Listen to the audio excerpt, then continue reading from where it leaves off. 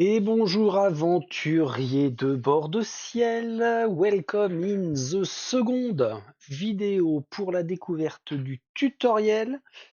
Avant de s'attaquer au gros des règles avec le bouquin de règles, est-ce qu'on va pouvoir finir notre deuxième tour, troisième puis quatrième aujourd'hui? C'est pas sûr parce qu'avec toutes les digressions que je peux faire en fonction de ce à quoi je pense, forcément ça dure un petit peu. Tiens d'ailleurs, pourquoi deuxième tour plutôt deuxième jour? Ce serait sympa de comptabiliser ça en jours de jeu. Alors, qu'est-ce que j'ai apporté comme modification ou plutôt comme, je vais pas dire amélioration. Alors si, amélioration par rapport au plateau de jeu quand même. Le plateau est grand, très grand, ça prend de la place et ce que je supposais pour le plateau joueur, ça prend de la place aussi. Donc j'ai déporté l'ensemble sur ma droite, avec en fait cette carte-là qui est, alors j'allais dire notre quête. On peut en avoir plusieurs, hein, des quêtes principales. Normalement, ça va sur la droite. Là, on a le nom quête. Donc on peut les enchaîner les unes à la suite des autres. Bon, pour une question de pratique, ça va là. Et puis sinon, j'ai repositionné sur le plateau les marqueurs à insérer en fait dans le plateau joueur là au niveau des doubles couches, parce que ça c'est le marqueur qui va bouger, et ça, enfoncé, ce sont nos limites. J'ai repris les dés qui vont bien. Ah oui, question de rangement. Dans les boîtes de sauvegarde, hein, je vous rappelle, on a 4 boîtes de sauvegarde, chacune à une couleur. Dedans, j'ai directement placé un sachet avec qui va servir au marqueur de quête spécifique au joueur, à sa couleur, et puis les cubes avec les trackers de limite. Donc ça, voilà, c'est un gain de place, c'est tout de suite rangé, c'est pas plus mal. Ah, parmi les cartes, je n'avais pas fait attention. Au début, on va toujours assez vite, mais ce paquet de cartes là, en fait, on voit qu'il y a un symbole A. Alors il est relativement discret, contrairement à celui-ci où on a un symbole B. Symbole B, ce sont les cartes équipement de base, et A, c'est pour les cartes avancées. Et moi, je ne me fiais qu'à la couleur, en fait, dans tous les autres jeux où j'ai l'habitude. Les cartes fond gris, c'est plutôt du basique, alors que ce qu'on a sur fond bronze ou or, on est sur des objets un peu plus costauds. Là, c'est l'inverse. Tant pis. Maintenant, on sait à quoi s'attendre. J'avais pas trié ces 2 paquets là, ce sont des paquets rencontres. Rencontres dans la nature et rencontres dans les, alors ce sont pas des villes, ce sont des forteresses dans lesquelles on peut s'arrêter. Donc ça, c'est trié. Et puis what else? Non, je crois que c'est tout, ce qui est déjà pas mal. J'ai mes aides de jeu. On a dit que sur le côté à l'ouest, et ouais, pareil, côté immersion. Niveau immersion, autant dire que l'on va à l'ouest plutôt que sur le côté gauche. On a une quête globale pour l'instant. Au premier jour sont apparues une menace troll. Alors, la question c'est pourquoi est-ce qu'on a mis un jeton menace dessus? J'ai pas encore la réponse. Menace troll. Donc, quelqu'un a dérangé un groupe de trolls, à présent ils sont déchaînés, d'accord. Un pion menace, bon, ça a été fait. Une mine, et on place une quête, ouais, c'était ça. Et en dessous, nettoyer 367. Alors, 367, c'est... Ah, mais non! Merci! Vous voyez, suffit de se reposer un peu. 367, c'est pas une carte, c'est piou piou piou piou piou des pions de monstres. Par exemple, le justiciar Talmor, c'est 373. 394 pour... C'est écrit petit, bordel. 394 pour l'adepte d'Unmer. Combien on veut, nous? 367. Ah ah. Ah ouais, ok, là. Bah oui, c'est logique, mais alors c'est tellement peu lisible comme ça au premier coup d'œil.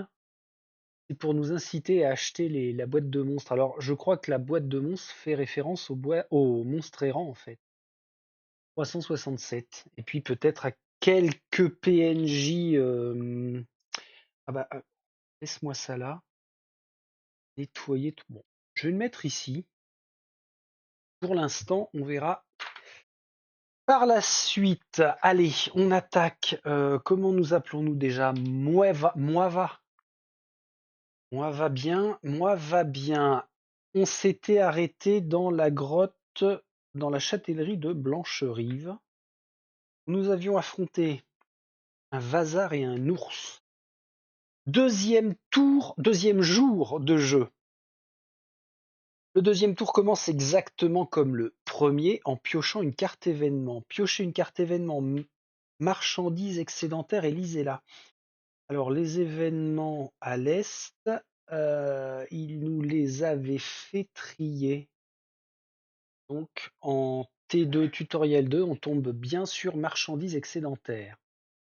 C'est un événement actif, ça veut dire qu'il va aller là. Les récentes activités économiques ont affecté les quantités de matières premières disponibles. Quand vous explorez un lieu de nature ou une forteresse, gagnez un Schmeul supplémentaire. Alors un Schmeul comme ça, c'est pour nous dire que ici, c'est un ingrédient quelconque. Ah oui d'accord, donc on choisit ou bien du minerai, une plante ou une gemme spirituelle. Donc quand vous explorez un lieu de nature ou une forteresse, gagnez un élément supplémentaire. Menace, on a encore le symbole menace. Alors, qu'est-ce qu'ils nous disent? Il s'agit d'un événement actif comme indiqué sur la carte. Placez-le dans l'emplacement correspondant du plateau de jeu. Lorsqu'il est actif, il reste en place jusqu'à ce qu'un autre ne vienne le remplacer. Il va alors dans la défausse. S'il y en a un qui le remplace, l'actif vient dans la défausse. Cette carte comporte le symbole multi-éléments, multi-ingrédients, comme on l'a vu. OK. Comme la précédente, cette carte nous indique de placer un pion menace. Ah ouais, donc même avec les trolls, on était bon. Ici, on remet un pion menace. Étant donné que l'ajout d'un pion menace sur la quête globale entraînerait son échec, nous n'allons pas le placer là. Plaçons-le donc sur le tableau des forteresses à côté du blason de solitude. Oui, alors ça nous renvoie à ma question de tout à l'heure. La menace troll, on est bien sûr quête globale. En fait, quand on nous demande de placer un pion menace, ah mais oui, il faut aller le mettre. On nous avait pas dit ça d'ailleurs. Histoire du pion menace, qu'il fallait le placer au niveau d'une des forteresses. Oh, je vais pas retrouver ça facilement. Aller à la grotte. Ah si, c'est là. Cette carte est une quête globale. J'en reviens à la menace troll, hein, à notre premier tour de jeu. La plupart des cartes événements vont ajouter des pions menaces qui représentent le chaos et le désarroi qui se répandent dans le monde. Chaque fois qu'une carte vous demande d'en ajouter un, vous devez le placer soit sur une carte disposant d'une limite de menace dans son coin supérieur droit, là c'est pas le cas, soit sur le tableau des forteresses. Ok. Placez le pion menace donné par la carte événement et placez-le sur la quête globale. Ah bah si, on nous avait bien dit de la mettre sur la quête globale. Bon. Alors peut-être que là, on nous dira après que finalement, on avait une limite de 2 ou 3 jetons. On est bon, on est bon, on est bon. On revient donc à notre deuxième jour et notre événement pioché. Placer un pion menace sur le tableau indique que la forteresse se dégrade. Et là, placez-le sur la case en crise à solitude. Ici. Je peux pas monter ma caméra parce que le fil se coince, virgule, bordel, point d'exclamation. Donc on place crise là. Et solitude en crise, ça nous ramène à dire que le marché devient inaccessible. Comme ils vont nous le dire, je suppose. Elle est désormais en crise et son marché est inaccessible. Les effets dépendent du nombre de pions attribués à chaque forteresse. Ils sont résumés au bas du tableau forteresse et détaillés en page 22. Après l'événement, vous pouvez vous déplacer. Allons explorer une forteresse. Déplacez votre figurine de 4 cases jusqu'à Éperville. Moava reprend son chemin. 4 cases Éperville. Qui est là. 4 cases, 1, 2, 3, 4, ou bien il passe par Blancherive, enfin, au sud de Blancherive, 1, 2, 3. Bon, là, on s'en fiche puisqu'on peut de toute façon parcourir la totalité de notre mouvement. Dans les forteresses, les joueurs peuvent se livrer à toutes sortes d'activités. Se rendre au marché pour façonner, acheter, vendre, améliorer ou enchanter des objets, explorer le secteur et rencontrer des gens intéressants. Moava est une Khajiit sociable et adore se mêler à la faune locale. Nous allons donc passer à ce que nous appelons une exploration narrative. Détail en page 38. Petit encart sur exploration narrative. Lors de leur périple en bord de ciel, les joueurs sont amenés à rencontrer toutes sortes de gens ou à se retrouver dans des situations périlleuses. Un joueur qui se trouve dans une forteresse ou dans une case nature peut utiliser son action pour explorer les lieux. S'il le fait, il pioche une carte forteresse ou nature et la résout. Ah bah, ce sont les fameux paquets, comme ça et comme ça. Piocher la carte ville, Narins. Ah oui, alors, PNJ avait des noms vraiment à la con. Pop, pop, pop, si vous voulez pas voir. Comment tu t'appelles? Narins. Ah, ici. Narins. Vous voulez que je vous aide à arrêter un criminel? Bien sûr, mais d'abord, aidez-moi à finir ça. Gagner n'importe quelle ressource.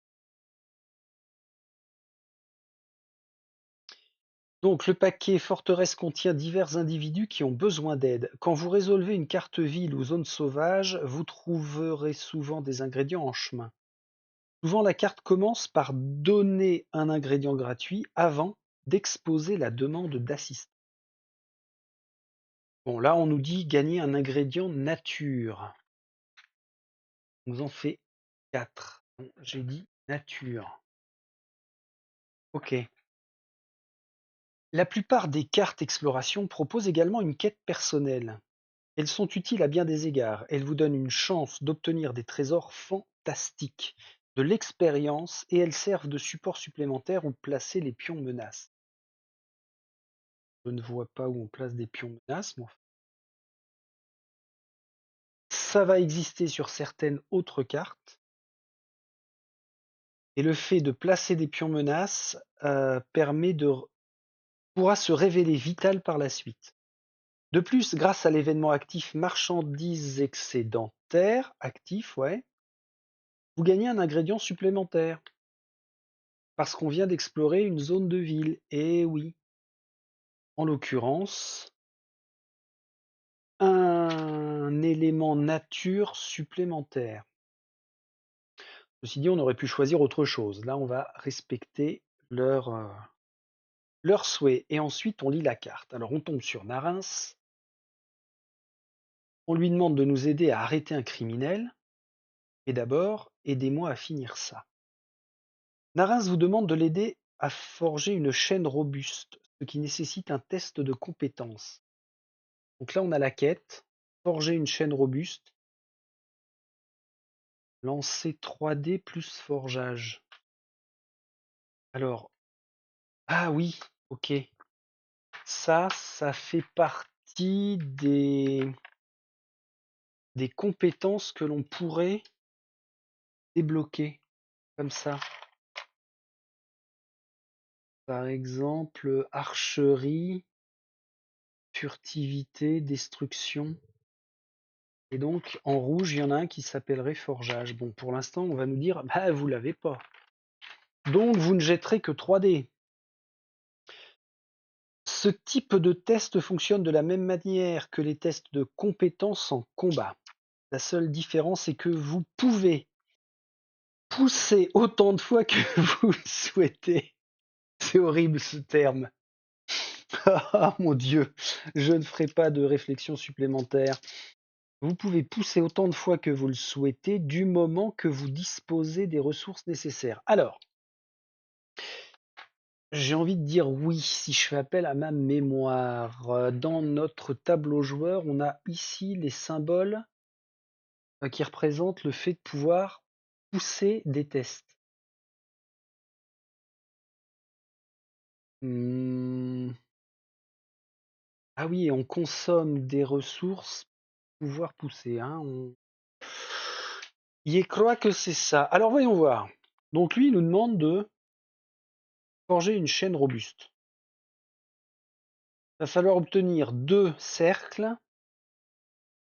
Et pour persévérer dans le test, on dépense un élément nature, ce qui permet de relancer un dé. Si on a un succès, on gagne 2 septimes et 2 gemmes. Ok. Et ensuite, on verra. Ah ah. Alors, monsieur Narins, effectuez le test. Lancez 3 dés de test de compétences. Oh, je les aurais eus. Seulement, vous savez que dans le tuto, il nous impose des choses. Ah, c'est pas possible. Ah, si, presque. Placez les dés sur 2 cercles et un triangle. Là, j'avais le losange, donc on serait comme ça. Comme vous n'avez pas obtenu suffisamment de succès, comment ça? Ah non, pardon. Eux, ils nous demandent de placer un seul cercle et 2 triangles. Et là, on n'a pas obtenu suffisamment de succès. Il va falloir pousser en utilisant les ingrédients plantes que vous venez de trouver. Commencez par défausser un ingrédient plante. Tac. Lancez un dé de test de compétence. Alors là, j'aurais bon encore. Placez le dé sur losange, la poisse. Il vous reste encore des plantes. Vous pouvez donc faire une nouvelle tentative. Défausser une autre plante pour relancer. Ah bah alors, moins va, t'es top toi, je vais te garder pour l'aventure. Cette fois, plaçons le résultat sur cercle. Enfin, vous détenez désormais suffisamment de succès pour aider Narins à forger cette chaîne. Elle vous remercie. Ah, Narins est une dame. Ok. Et vous donne 2 gemmes spirituelles et quelques septimes. Quoi deux. Les pépettes, c'était quoi? Ah oui, c'était ça. Elle nous donne 2 septimes. Par contre, pourquoi est-ce que derrière, on a 5? Ah, utiliser comme ça, c'est 1. Et on peut convertir pour passer à 5. C'est pas mal. Tiens, il faudrait que je ressorte mes pièces. Mes pièces. Et donc, ce sont nos... pardon. Ah, quel con! Depuis tout à l'heure, j'ai fait mes tests sans changer le plateau. C'est ça que... Oh, je sais pas, j'ai un doute. J'avais pas le nez sur l'écran. Euh, Bon, vigilance, vigilance. Je voulais vous montrer quoi? Nos 2 premiers septimes, là, de gagner.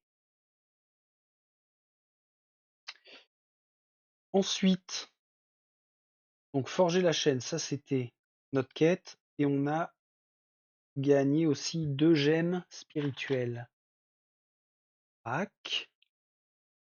Crac. Voilà. Après, cette carte comporte également une ligne qui indique une carte barrée plus une carte T8, donc on va aller chercher la carte tuto 8. Le symbole barré signifie retirer de la partie. Cela signifie que si vous voulez entreprendre la quête personnelle de Narins, vous allez devoir retirer la carte de la partie. Dans le cas contraire, vous la placez dans la défausse de la ville afin qu'elle puisse réapparaître ultérieurement. Oui, on a le choix. Et là, visiblement, on la vire. Allez, je la retire. Et on va chercher T8. Piocher la carte T8. Piège funeste. Narins me guide vers une ruine à l'extérieur de Vendôme. Placez un symbole quête sur un ou une quelque chose à Estmarche. Alors ce symbole-là, c'est... Est-ce que je vois ça? Ici. Un donjon. Donjon tombe ou donjon ruine. C'est en noir, c'est donc une ruine. Placez un symbole quête sur une ruine à Estmarche. Crac. Crac. Estmarche, tu es où? Ah, ici. J'ai dit c'était un symbole plein. Donc là, on a une quête ici à Estemar. Alors j'aurais pu le mettre là ou là, puisqu'on en a 2 de dispo. Nous, on est là. 1, 2, 3. Ce sera ici. Que ça. Alors après, on avait dit qu'il ne fallait pas le lire, hein, parce que c'était quand on arrivait sur le lieu, je crois. Les cartes quêtes personnelles sont très similaires à celles des quêtes principales. Vous y trouverez les mêmes éléments au recto et au verso. Oui, d'accord. Derrière, c'est succès-échec. Vous ne pouvez jamais avoir plus de 2 quêtes personnelles à la fois. Ok. Lisez le recto de votre quête personnelle jusqu'à atteindre la ligne d'arrêt. Placez un de vos marqueurs quête colorés. Ah, ben oui. Personnel. Tac. Ça veut dire qu'à Vendôme, j'y suis, je viens de l'accomplir, celle-ci.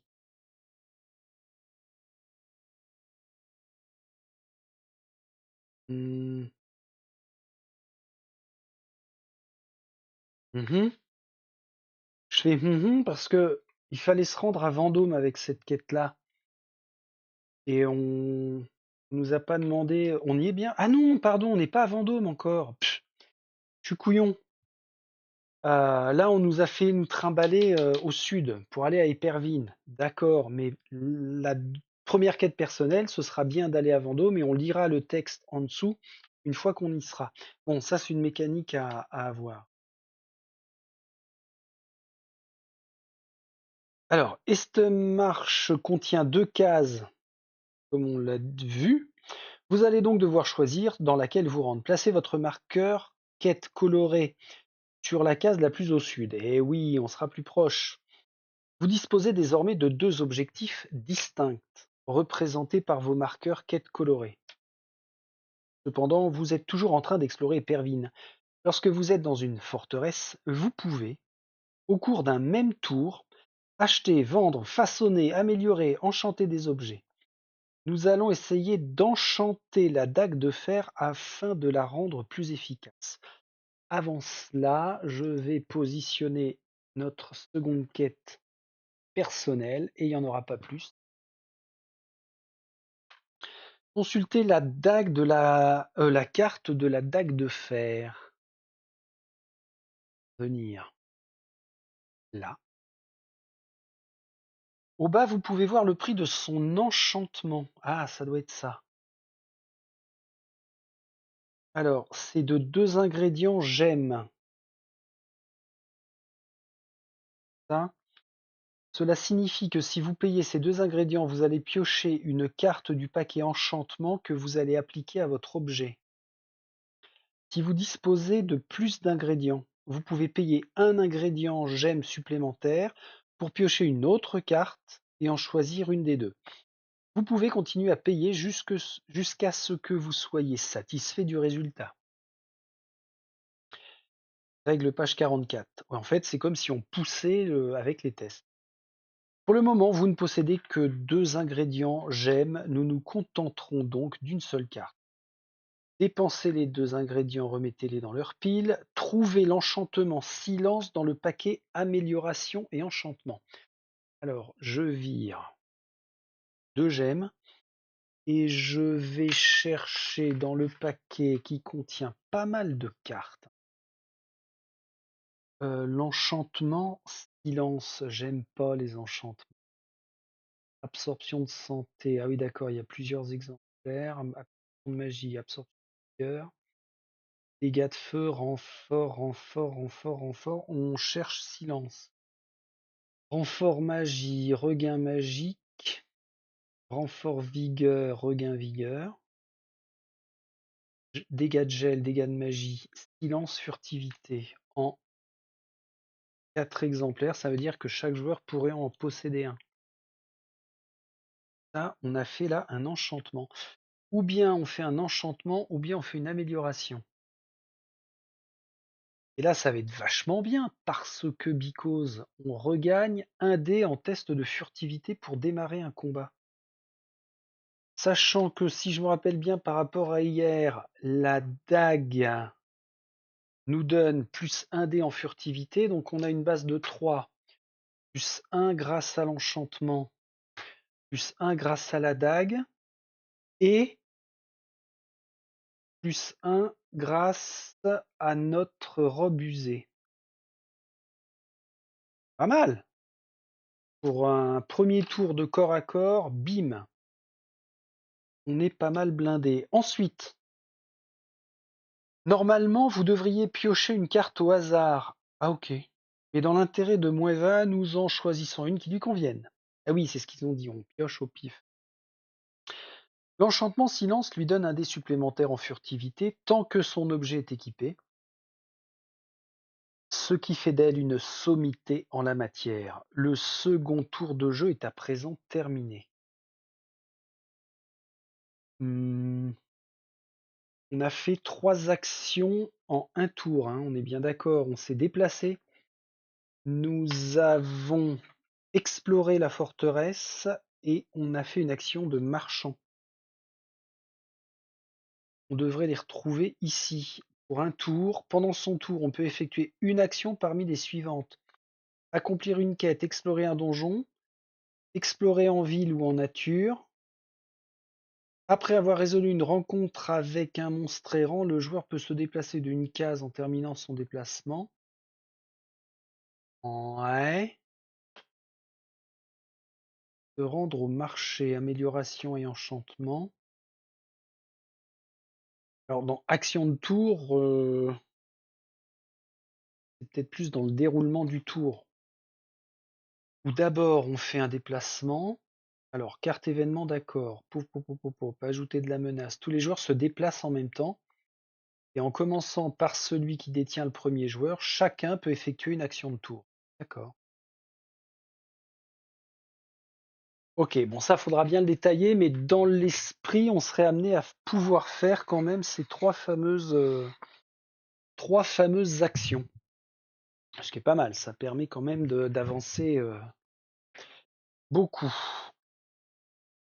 Alors là, on a...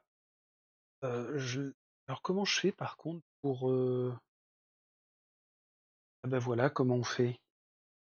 Ça, c'est pour symboliser l'attachement d'un enchantement.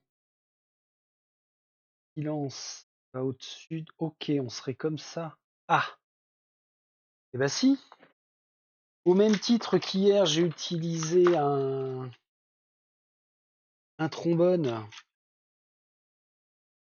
petit de préférence. Ce sera peut-être mieux. Discret. Et ça, et je les fixe. Alors pourquoi je fais ça? Parce que ça me permet de la garder à la verticale sur mon plateau joueur. Voilà. Ah! Formidable.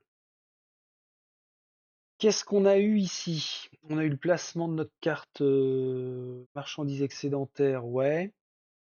Ça n'a pas bougé, on a bien notre symbole ici.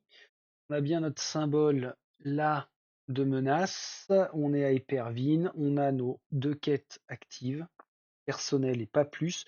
Bon, par contre, on est censé être tombé à 2 points. Non, non, on avait plus que ça en points d'expérience, hein, parce qu'on a battu des monstres. Là, ils sont pas à jour.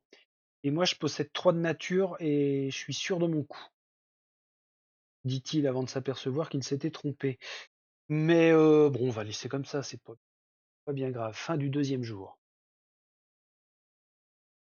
3e jour de jeu.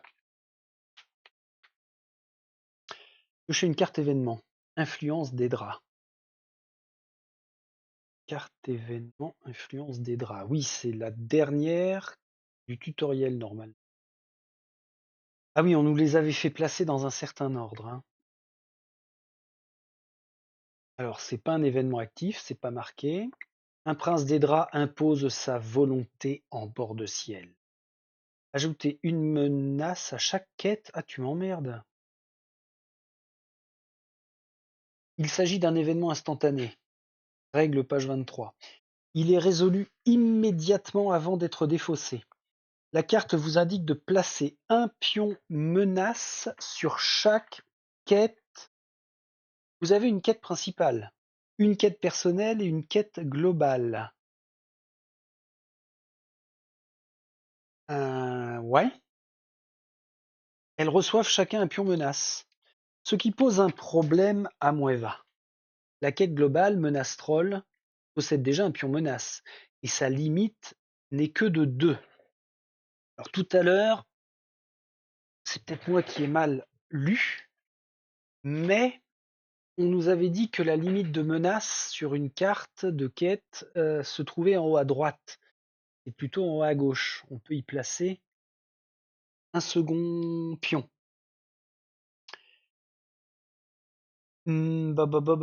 Placer un nouveau pion entraîne donc l'échec de la quête.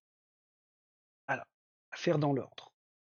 Je prends 3 pions menaces. Ah ouais, mais c'est parce que, exceptionnellement, ça fait partie du tutoriel. Je dis ça en regardant nos quêtes ici.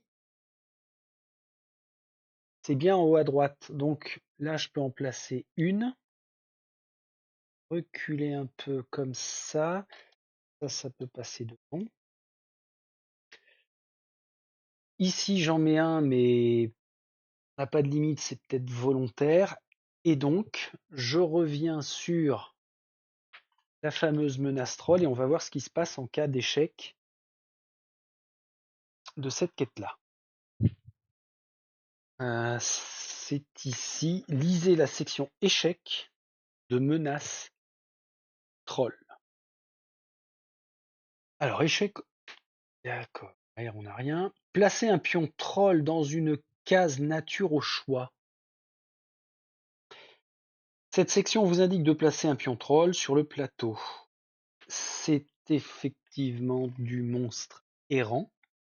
Certains ennemis représentés par des pions sont placés sur le plateau. Ces adversaires vont arpenter le plateau pourchassant les joueurs ou dégradant les forteresses. C'est vraiment calqué sur Tainted Grail, hein. Mais ça fonctionne. Alors là, il n'y a aucun souci de ce point de vue-là, ça fonctionne très bien. Ah, et notre fameux pion monstre errant. Bon, je comprends ton commentaire suite au déballage, cher ami, tu te reconnaîtras, où tu avais dit que la boîte de monstre errant était indispensable. C'est quand même plus sympa. Alors, ça, c'est pas fourni dans la boîte, hein. C'est mes récup. C'est plus sympa de l'avoir comme ça. Placer un troll dans la case nature de crevasse. Alors là, c'est orienté, mais on aurait pu choisir crevasse, crevasse, crevasse. Ici, case nature de crevasse. Il est là, le troll. C'est bien assez loin. Ce troll ne devrait pas poser de problème à Moeva avant un bon moment. Occupons-nous plutôt de sa quête personnelle. Déplacez la figurine de 4 cases pour rejoindre la case d'est-marche sur laquelle vous aviez placé votre quête colorée. Nous arrivons ici. Sur votre quête personnelle, vous lisez le texte situé sous la ligne d'arrêt. Alors Menastrol, je la dépose.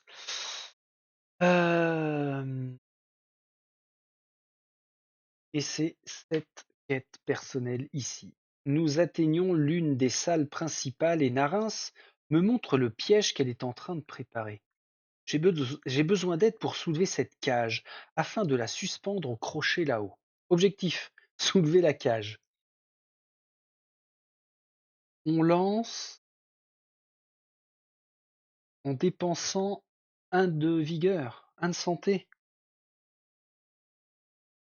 Cette quête personnelle demande un test de piste. Il fonctionne de la même manière qu'un test de compétences classique, mais au lieu de lancer 3 dés, plus les éventuels bonus, vous allez lancer autant de dés que votre valeur maximale dans une piste spécifique. D'accord.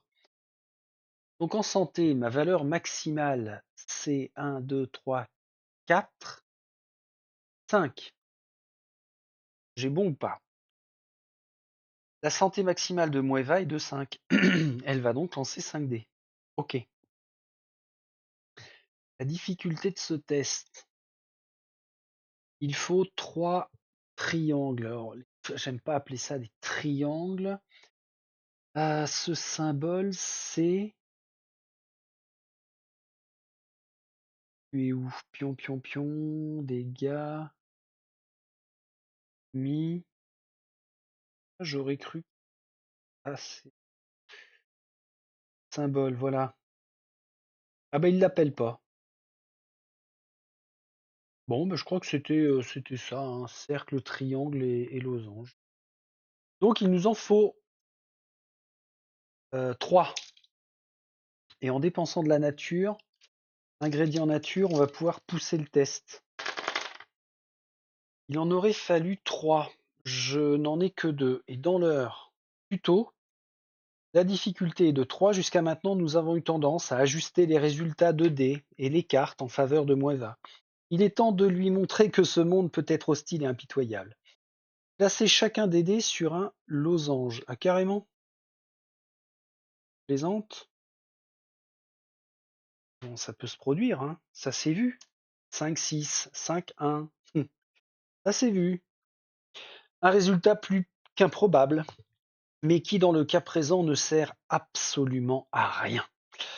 Il vous reste 2 ingrédients plantes qui vous permettraient de pousser, mais vous obtiendriez au mieux 2 succès, alors qu'il en faut 3. Ah bah oui. Vous échouez donc la quête de Narins, ce qui entraînera peut-être des répercussions futures. Pour l'instant, retournez la carte T8 et lisez la section échec. La cage se révèle trop lourde pour moi. Nous réussissons à la suspendre à un crochet, mais elle semble instable, voire dangereuse. Narins décide de tester son piège sur l'un des criminels dont je lui ai parlé. Cela me semble une bonne idée. Ça me fait penser aussi à Fallout. Alors j'ai revendu Fallout. J'ai commencé à me faire une liste dans ma tête de jeux que je regrette probablement d'avoir vendu et que je reprendrai peut-être. Petit aparté. Allez, la conséquence immédiate de l'échec de cette quête est l'ajout d'un pion menace. Oui. Il peut être ajouté soit à une quête, soit au tableau des forteresses. Nous allons le placer sur le tableau à mortal. Sur le tableau à mort 4. Non, mortal, mortal, j'ai bien vu. Mortal ici. Donc le marché de mortal comme celui de solitude sont inaccessibles. Ah ouais, alors faut y faire gaffe à ça. Faut y faire gaffe. Pourquoi je pense à ça? C'est que en solo, j'aurais largement tendance à oublier de me référer. Bon, après c'est une question d'habitude, mais avec ma petite tête, surtout sur les premières parties, j'aurais tendance à oublier que il faut bien se poser la question, est-ce que ce marché est accessible ou pas? Comment on pourrait symboliser? Ben, on a encore des cubes rouges là. Donc, solitude et mortale. Solitude et mortale. Où est-ce que c'est? Solitude, c'est là-bas. Marché en crise. Et on a dit mortale. Taillez. Vendôme, Froid d'hiver, Aube étoile, Mortal est là. Donc ces deux marchés-là, ah ouais, là, la menace se répand. Forcément, peut-être parce que le troll, ah non, c'est trop loin, c'est trop éloigné. Ce sont des villes où il faut quand même crapahuter pour les rejoindre. Donc ouais, ces cubes-là, ça peut me permettre visuellement de me dire, ah attention, le marché est fermé. On a aussi en isolement, bon on verra après au fur et à mesure. Nous en étions à dire que la quête étant résolue, on défausse la carte. Retirez également votre quête colorée de la quête d'Estermarch. Ça a foiré. Ainsi se termine le 3e tour de jeu. Donc là, déplacement, exploration. Et comme nous n'étions pas dans une forteresse, on n'a pas pu faire d'action de commerce, d'enchantement et autres. Par contre, ça, c'était un événement à appliquer immédiatement. Ça va dans la défausse. En dessous.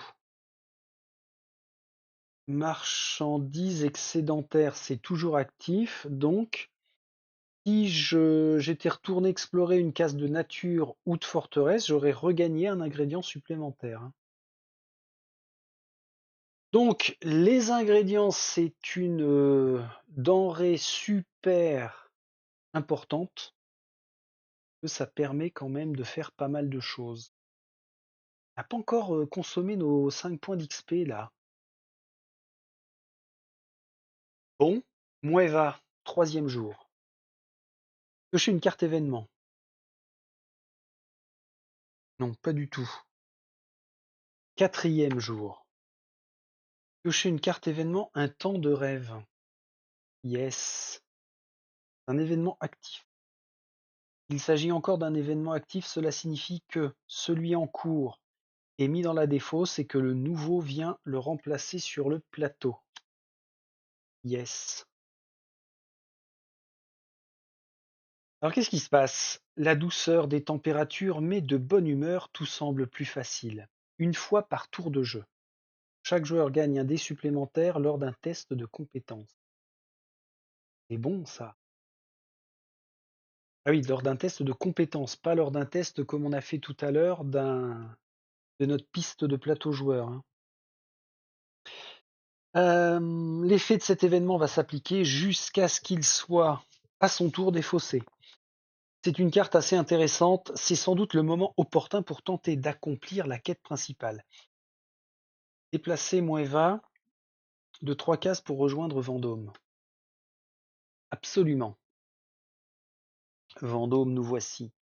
Nous allons à présent essayer de résoudre la dernière quête principale. Lisez le texte situé en dessous de la ligne. Cette fois, nous allons vous laisser lancer les dés. J'entre à l'auberge du camp de l'âtre et je m'approche d'un des gardes en faction. Il m'écoute pendant que je lui expose la situation. Persuader le garde. On lance 3 dés de base plus un dé grâce au temps de rêve événement actif. On va devoir obtenir 2 cercles et on peut pousser qui va nous permettre... Ah oui, d'accord, on peut pousser en dépensant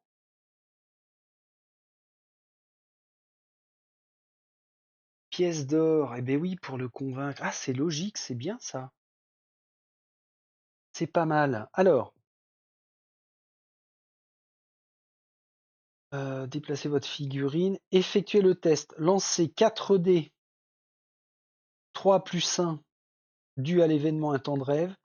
La difficulté est de 2 cercles, rien d'insurmontable. Si vous échouez, vous pouvez toujours pousser en utilisant des pions septimes.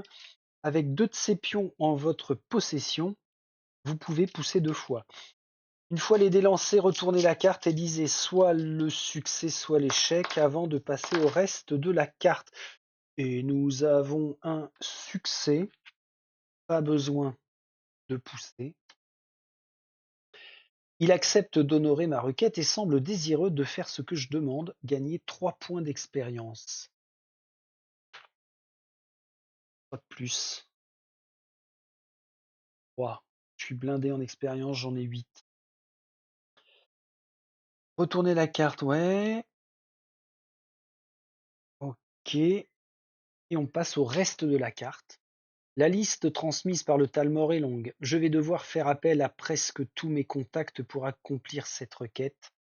Mon petit pion, tu me déçois. Tu as choisi un autre maître. Peut-être est-il temps pour moi de choisir un nouveau pion. Ok? Félicitations, vous avez terminé le tutoriel. Ce tuto vous a donné un aperçu des principaux mécanismes du jeu et un avant-goût de l'histoire. Cependant, le véritable jeu contient plus de règles. Nous vous conseillons de lire le livret de règles avant de faire le grand saut, mais si vous êtes trop impatient, servez-vous du guide de référence page 14 du livret de règles qui vous fournit un résumé des mécanismes du jeu. Sans défaut, ça on met là. On va jeter un coup d'œil à cette fameuse page 14 quand même. Ok, guide de référence. Gardez cette page à portée de main lors de vos parties, elle vous aidera à vous rappeler tout ce que vous pouvez faire dans le jeu. Commencez la partie, chaque joueur prend une carte perso. Piochez les cartes 209, 160, 163. Donnez un exemplaire. Paquet lame, gna gna gna gna gna. Choisissez un joueur qui sera le premier joueur. Consultez les sections campagne 1, mise en place de la campagne, chapitre. Et action de tour. Ouais, ok. Donc page 14-15, c'est vrai que ça va être très utile au début. Chaque joueur peut effectuer une des actions suivantes. Exploration de donjon. Peu qu'on soit sur place. Ah oui, c'est après le déplacement en fait. Ou bien exploration d'une zone sauvage, une exploration urbaine ou une résolution de quête. Ça reprend ensuite le déroulement du tour, mais ça, on verra ça quand on balayera le bouquin de règles. Le glossaire des symboles, très bien, c'est bien foutu. À consulter le temps qu'on se mette tous les termes en tête. Et puis en fait, dans le bouquin, il y a beau y avoir 53 pages, en fait, certaines vont être relativement vite passées parce que on a des résumés, explications de cartes. C'est très condensé, c'est pas imbuvable, hein. Franchement, les 2 petites pages qu'on avait lues hier dans les règles et puis ce qu'on a lu là dans le tutoriel du jeu d'aventure, c'est bien fichu, hein. C'est clair, c'est propre, rien à dire, pas d'ambiguïté sur la tournure des phrases. On a toutes les références qu'il faut, les dessins, les schémas qu'il faut, des encarts noirs là pour des points de règle bien spécifiques. J'ai juste toujours en tête cette histoire d'ours là où il avait un compteur de points de vie à 4, de vigueur à 4, et quand on avait utilisé notre dague, on n'avait pas pu, enfin, il nous disait qu'on ne pouvait pas appliquer 2 dégâts légers, et je sais pas vraiment pourquoi, j'ai pas retrouvé ça. Ah ouais, c'était bien indiqué là, B, récompense B, 1 point d'XP, récompense B, ok. Ah bah oui alors, j'ai pas pu moi dépenser mes points d'XP, bah on verra ça, je vais laisser mon plateau de Mueva en l'état, et puis on verra la mécanique pour la faire changer de niveau. Alors je vous rappelle que derrière cette bêche du livret tutoriel, on a le jeu d'aventure livret de scénario. Hop, hop, hop. Campagne Les Lames et campagne 2 Guerre civile. Donc on a bien 2 petites campagnes de rien du tout. Chapitre 1, chapitre 2, chapitre 3. Et hop, bam, bam, bam, chapitre 1, chapitre 2, chapitre 3. Bon, on verra. On verra ça. Excellent.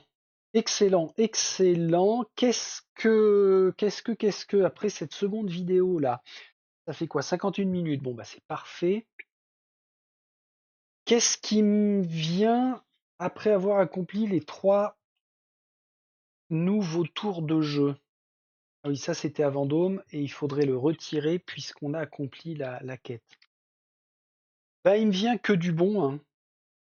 Honnêtement, c'est en solo, ça m'a l'air rapide. En multi, peut-être que ça va être rapide aussi finalement, sauf si on tombe sur le joueur qui se triture tout le temps le cerveau 15 plombes avant d'effectuer son tour. Il y en a quelques-uns, j'en connais personnellement. Mais sinon, si on est sur du joueur classique lambda, ça peut aller assez vite et tourner pas trop mal. L'histoire de la menace, alors ça me rappelle aussi Voyage en terre du milieu, où on venait placer des jetons menace sur le plateau. Pas menace, le nom c'était ombre. Ça devait être des jetons d'ombre, quelque chose comme ça. Enfin, visiblement, ils sont allés piocher dans 2-3 jeux de société qui fonctionnaient plutôt bien. Donc ça me rappelle Fallout avec cette histoire de... Alors Tented Grail en premier, hein. Soit bien clair, Tented Grail en premier sur beaucoup de points. Fallout aussi. Voyage en terre du milieu un petit peu. Enfin, vous voyez, tous ces jeux qui sont plus orientés land crawler que dungeon crawler. Voilà le terme qui me revient.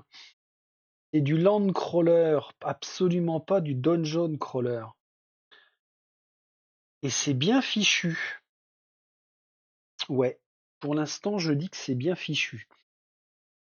Un élément qui ne devrait pas venir contrarier la jouabilité, c'est la lassitude. Ça va être tellement, dans l'esprit, hein, ça va être tellement court ces campagnes que j'aurai pas le temps de me lasser. Moi, c'est l'un des points en fait qui fait que je ne vais pas au bout de des jeux, de certains des jeux en campagne. C'est parce que au bout d'un moment, bah, je m'ennuie parce qu'il n'y a pas suffisamment de diversité. Et c'est le cas d'ailleurs, que je vous le dise tout de suite, de Core Space. Mais on n'est pas là pour parler de Core Space. Je referai une vidéo ce mois-ci pour vous donner mon avis. Mais j'ai fini par me lasser parce que pas suffisamment. Pour moi en solo, hein, pas suffisamment. Comment je vais dire ça? Bah, je dis rien. Et puis je vous donnerai mon avis effectivement. Donc là, on verra. J'ai pris une habitude aussi depuis un bon paquet de temps, c'est d'arrêter de m'enflammer, hein. Déjà au déballage, on se calme. Sur les découvertes des règles, on se calme aussi parce que combien de fois au final, après coup, après test, multitest, il s'avère que Sympa, mais sans plus.